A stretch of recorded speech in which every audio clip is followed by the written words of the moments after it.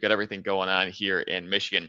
We have Kyle Freeman here to join us with some fire safety tips. Kyle is a firefighter and a paramedic. He is the Tom Brady of the firefighting field, just as good looking and just as talented in the fire truck as Tom is on the football field. Kyle, couple of quick questions for you. Right, we see some fire claims once in a while. Thank goodness, not too often, but you do still hear in the news and from people walking around. There are fires that happen once in a while these days, despite being relatively rare. How do they happen? Right? What is it that causes a fire in most situations? Is it yahoos like us out there doing fireworks that probably aren't qualified to do fireworks? Is it Mother Nature? Is it electrical? What do you see when it comes to how a fire actually starts these days? Yeah, good question. I mean, all of the above. Fires obviously aren't happening in maybe your neighborhood every day or my neighborhood every day, but they do happen. They happen all across the country.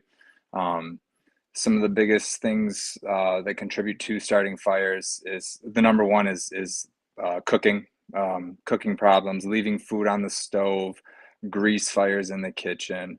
And then next, a lot of times appliances, somebody having a space heater left on, electrical, like you mentioned, not being connected can easily start fires inside of your walls, into the attic. So it's a lot of different reasons that cause fire. Actually, the number one thing I would say is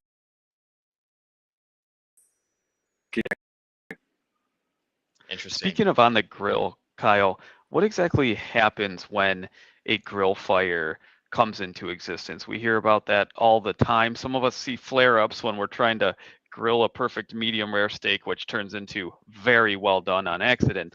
But I don't think that's truly a grill fire the way that some people can end up burning half of their house down. What does cause a grill fire, and what should people do uh, to help prevent that type of thing? Yeah, so keeping your grill clean, if you have a bunch of buildup on there, it can easily heat up and catch fire. But the biggest thing is just keeping your grill a safe distance from your house and then having water accessible in case it does catch fire. So you don't want the grill pressed up against the siding of your house because it'll heat that up and it'll absolutely catch it on fire. So the number one thing is keep it, a safe distance from your house or anything else like the garage that could catch fire. Interesting. Okay. Kyle, Except one when thing it's that raining, then you can just put it right next to the house, right? So you don't have Yeah, to travel so far yeah, back then and it's fine. forth. Yeah, yeah. That's why I tell my wife it's just put fine. this, It's just put the fine. sprinklers on. Yeah, yeah. Easy enough. Kyle, one thing that I think a lot of families worry about, and this would be worst case scenario, of course, every parent's worst nightmare, but you wake up in the middle of the night and you smell smoke, right? Um, what should you do in that situation? Do you have a planned escape route with the kids? Do they have a fire ladder in their bedrooms? I guess if you're a family and you do smell smoke and it's that panic mode, what are the steps that you take? What do you do? Yeah, so every family should have we do it at the fire department. We do pre-incident plans. I mean, and every family should have their own pre-incident plan. So we go to very hazardous buildings that are going to basically create a big problem for us if it catches fire. We plan how we're going to get in, what keys we need, all that stuff. So you should do that with your families. You should have a plan with your kids. If you're able to get out of the house, you get out of the house. I guess first and foremost, if you can safely put a fire out before it causes too much damage or hazard with a fire extinguisher or water, you obviously want to do that. But if you wake up in the middle of the night and there's smoke and you don't know what's going on, one thing is stay low to the ground. You check the doors for heat before you open them. And then if you can safely get out of your house, you stay low and you get out, and then you have a meet spot for your family. If you're unable to get out of your bedroom, let's say safely, you open your door and there's a bunch of fire and there's no way you're leaving that way.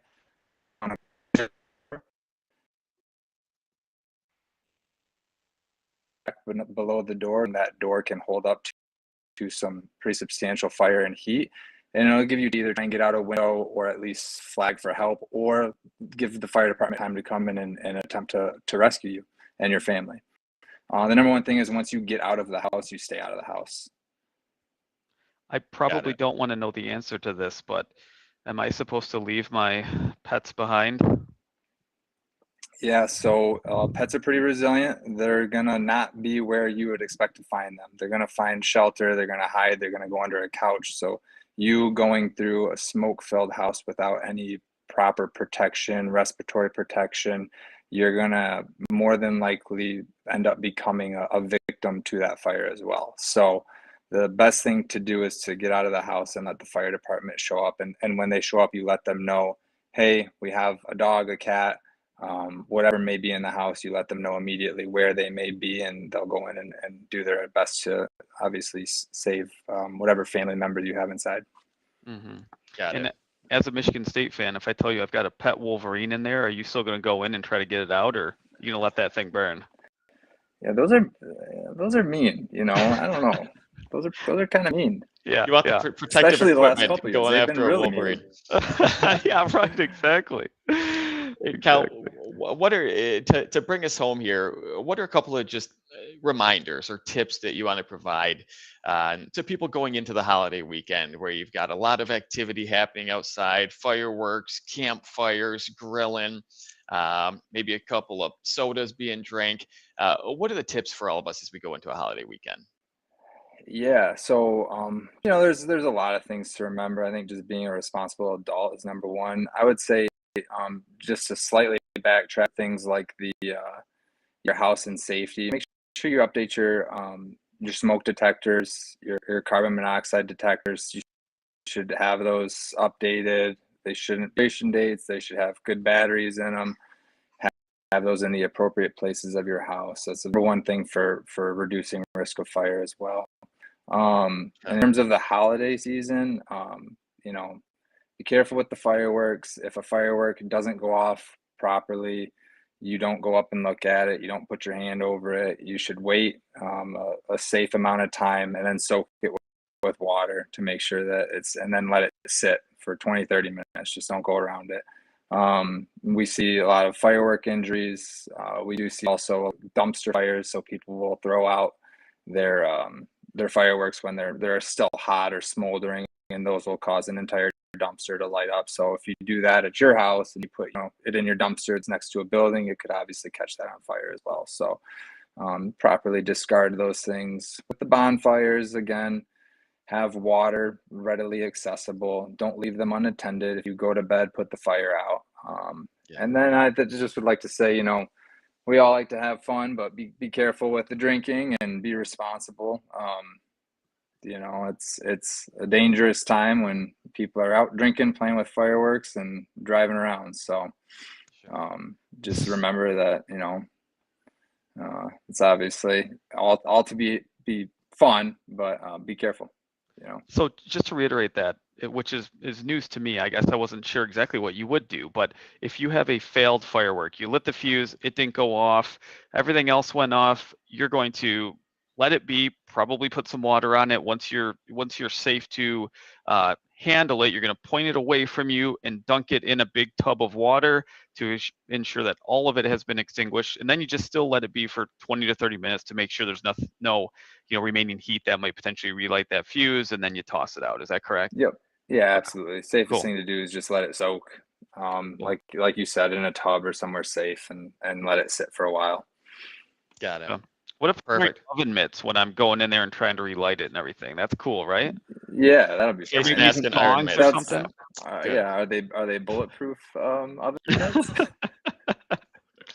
Not the ones that I'm using. I Okay. can only hold up a pan that's at 375 for like 10 seconds before I feel like it's going through. So, or maybe that's just my weak pain Goodness. tolerance. I don't know.